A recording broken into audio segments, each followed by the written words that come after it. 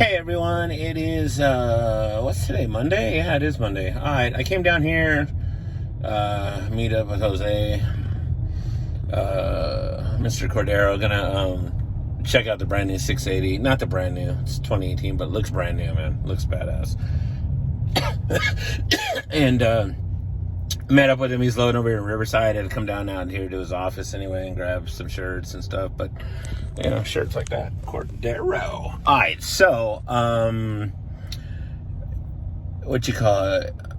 Oh yeah, so I'm gonna film him. We're cruising right now. There's a bad accident on the 15th, so everybody's kind of cruising on the streets around to get around it.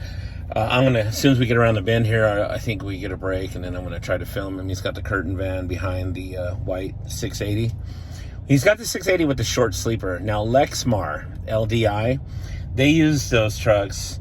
I've seen Gaio use them. I think there's another company that's using those little short sleepers on the back of the 680. Just enough to have a bed behind the seats type of thing. It's not very big. It's like a, 30-inch box, whatever. But it's, you get in there and you're like, you look back and you're like, dude, it's not that bad in here. At least it could give you that day cab feel if you wanted to lay down and do something. It'd be kind of nice to work with. So, it's kind of one of those if you need be. I wouldn't live in it, but it's, it's a good little hopper just to lay your head down and do your thing. So, and it gives you the seat room the capacity to roll that seat back before you even touch the bed. So that's nice too. So there is that. Plus, he's got that new, it's a 615 horsepower Cummins ISX, so it's pretty sharp. And it was rebuilt. It's at 680,000 miles. So the truck was rebuilt before he purchased it. So came out of Vegas, I think it was. But all right, as soon as we get up here, I'll film him real quick. Just kind of go down the road, just get a nice road shot. How we do, right? So all right, we'll check back in a little bit.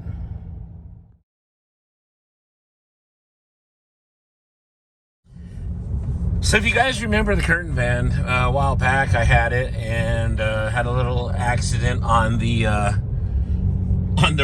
right rear axle back there. The wheel came apart and the hub wound up on the brake chamber. Anyway, it's been all repaired. All new hubs put on. Everything was fixed, welded back together, aligned perfectly like you wouldn't believe. So came out really good. I'm glad he's hauling it here with the 680. It looks really good with that 680 on it. And yeah, it came out really nice. So let's catch up with him here in a second.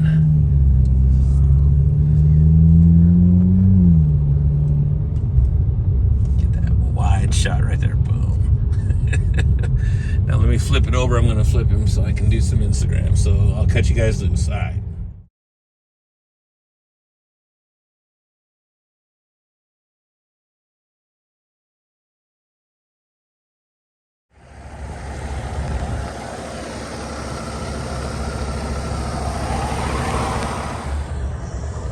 All right.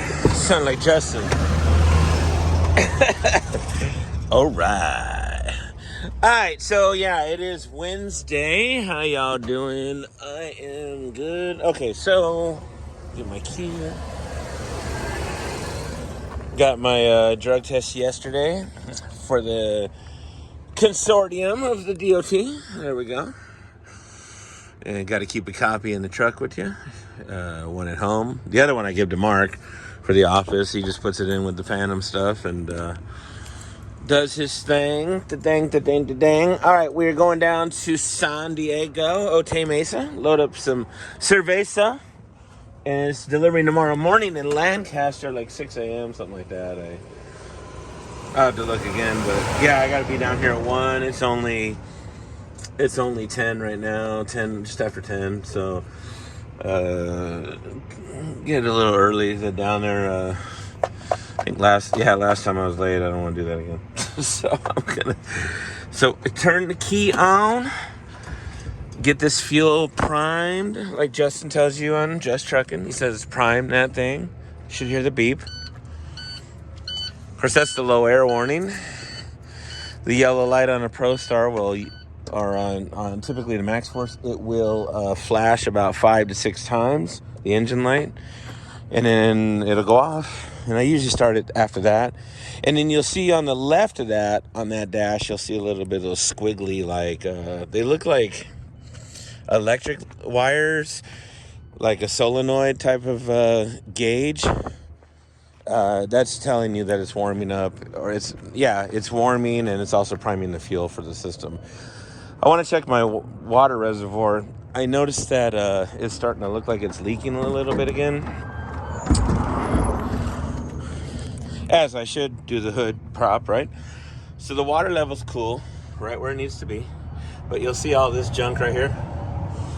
So it was doing it before when we had the truck down, before it went down, and I had asked the guys to replace the reservoir, and instead to replace the cap. And for about a week it worked, but I think what's happening is that the threads right under here are probably starting to wear out. You can see where it comes up right here. And I think they're just wearing out. So I'm gonna order a new one, get that replaced. The belt's looking good. Everything else is looking good. I don't know why that's wet. That's weird. Why this wire loom right here is like oily. I'm not sure, Governor. It's like light and raw here on here. So yeah, I'm not really sure. It's definitely oil. Have to look into that little thingy. Yeah, so that's what I'm gonna have to check that. And now it's not leaking bad. Like, I can smell it sometimes when I'm idling or when I'm driving. I smell coolant, especially with the AC on. You're like, why am I smelling coolant?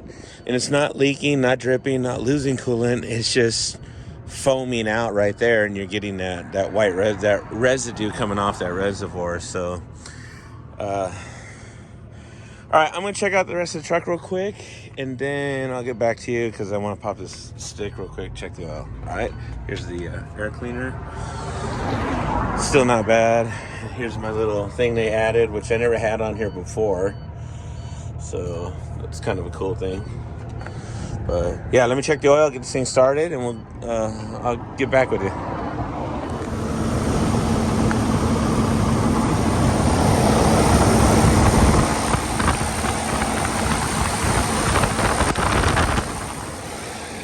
Okay, so the oil was good. Still looks clean and fresh. A lot of guys ask me what I use for oil on the Low Star.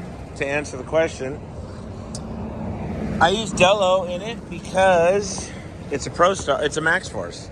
Now, I'm a big fan of the Shell Rotella T6 oil. I really am. But I've always used Dello because usually the engines I've been driving, like Detroits and stuff, they require that. Like Cummins, yeah, you should have the Shell. But Max Force, especially on synthetic oils, you don't want to put synthetic in a Max Force.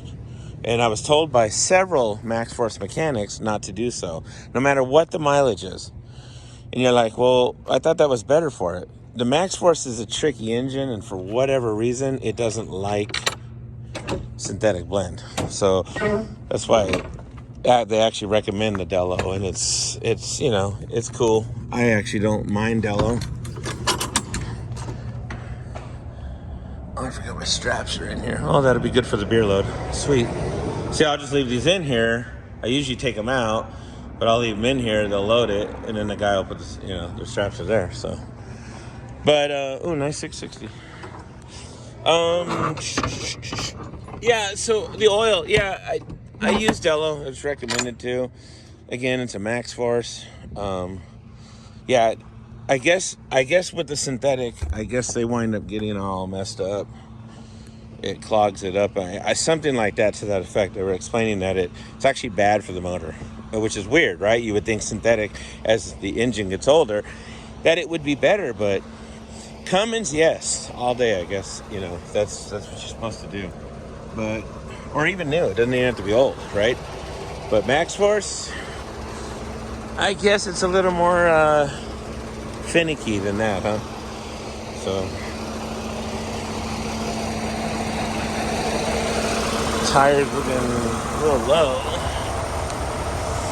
Yeah, I'm not Check that out real quick. I got an air hose. I got an air hose in the truck, and it hooks up to the glad hand.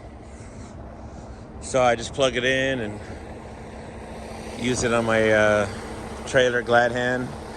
Hit the trailer valve in, and you got air to the hose, and then I got a gauge on the end and an air chuck, a two-way chuck that you can go in and out with the tires, blah, blah, blah. So let me check these tires real quick, and we'll get on down the road. Come on.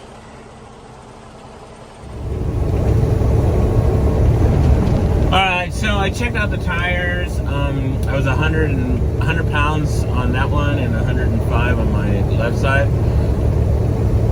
on the steer tires. So I like to, for those tires you can go 120 on a max, you know, cold max. I like to put about 105 in there because by the time you get them warmed up and down the road and circulating, they get up to about 110, 111, something like that. So it's fair, it's decent. It just looked kind of, I guess it was where it was sitting in the groove on the road. It looked kind of weird, but yeah, so that's, tires are fine all around. I checked them all. Looking good. Truck's dirty. Yes, Kirk, as I mentioned on the live, gotta wash it, man. You're right. It looks like beep. So, gonna wash it. I'll wash it tomorrow when I come back from Lancaster or whatever I do after that, after I go load this load here. And then we'll see what happens with loads after that. But I do need to wash. But I've been waiting actually because I haven't really used the trailer that much, but it's been sitting in the rain and the dust out where I'm at. All the sand and gravel trucks driving by every day. So I want to take this opportunity to wash the trailer with the truck. So hopefully tomorrow after Lancaster should get it done. We'll see what happens. Shit, might even go to Barstow I might even go to Barstow to do it at the Vernon Truck Wash. Might even check that out. Depends on what it looks like for loads. We'll see what happens. But let me get up here, coming up by the scale at Rainbow, and we'll get down the road. It's just after 11. We got a 1 o'clock appointment, and we're about an hour and 20 minutes away. So let's get on down, get some cerveza, get that Tecate, man, and the Dos Equis. Come on. All right, got the paperwork. 45 minutes. I've been here an hour, I guess. Yeah, I've been here an hour. Let's check this out. Come on, Ron, do the hook.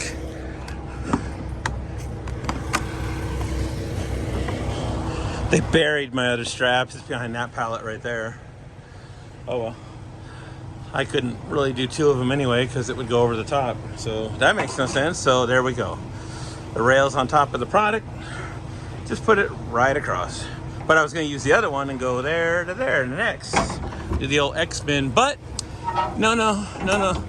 The forklift guy was like, oh, I'm just going to leave it stuck behind the pallet. So, you know, I need one. I told her, she's like, yeah, don't worry about it. That stuff ain't going nowhere. Tecate Orleans. All these homeboys getting ready to leave. Some bringing them in from the border, some leaving.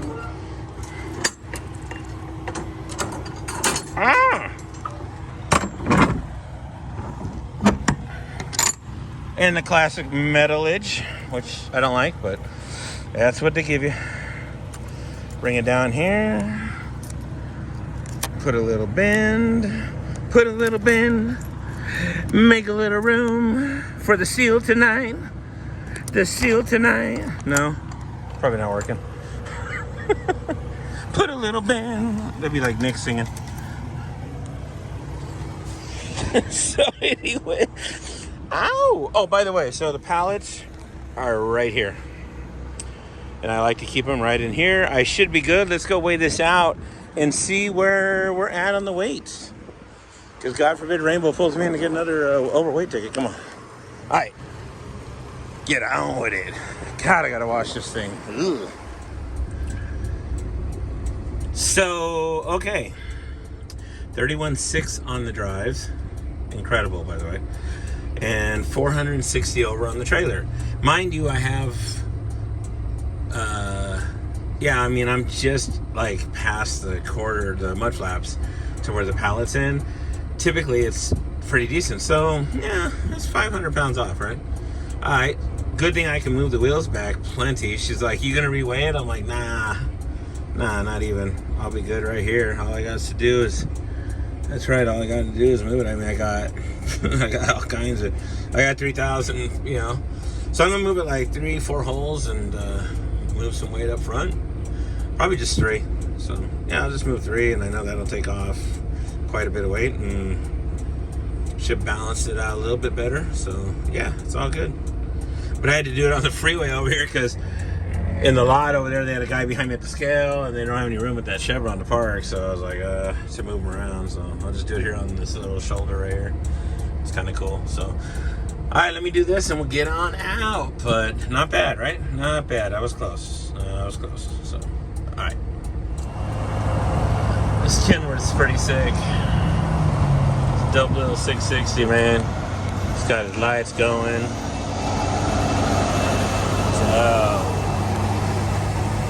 He's even got the trailer polished. I like it like that. Hey, yeah, tell. I like it like that.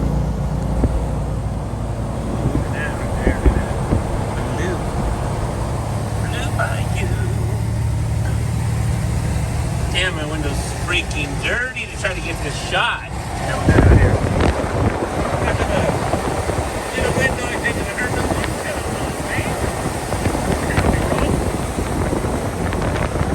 Plastic Truck Mafia. Oh yeah. For the record, I'm looking right out the window and just holding the phone and hoping I get this good recording. I'm looking straight ahead and I gotta get off right here anyway. Pretty.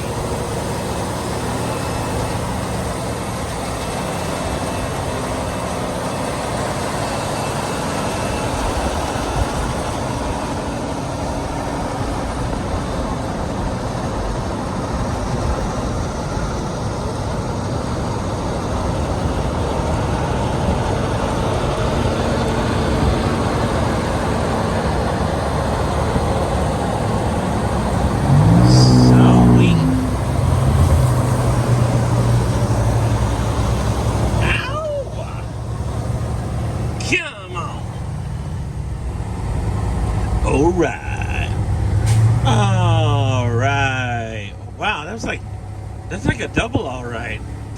You get Justin, and then you get Nick. Alright. And then you get alright. Alrighty then. Smoking. God, Temecula traffic sucks. Ugh. Like my windshield. Ugh.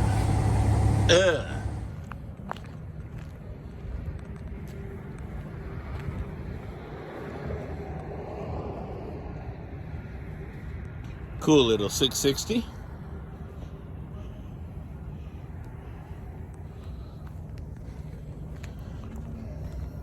Cool little 660. All right, I'm gonna get on out, go home and eat, watch a little YouTube, and yeah, girlfriend should be home soon. And what was I gonna do? Yeah, that's it. We're gonna watch a little YouTube. I think watch something else on whatever, and we're ready to go, man. I'll be back. I think I don't know. I'll be back early. I may come in early to wash the truck early before I go to Lancaster, or I'll wash it when I'm done at Lancaster. It depends on what the loads are, because right now there ain't no loads. So we'll see what happens. You guys have a good night. I'll get this video posted up. I'm going to end it here, and then we'll start a new one for the load in the morning. The continuation, as Nick calls it. So we'll do that, and you'll do that. And we'll be back on the flip side of that deuce, bitty bang, bitty boom. It's Big Ron getting it on the Beast of Logan channel. You know it.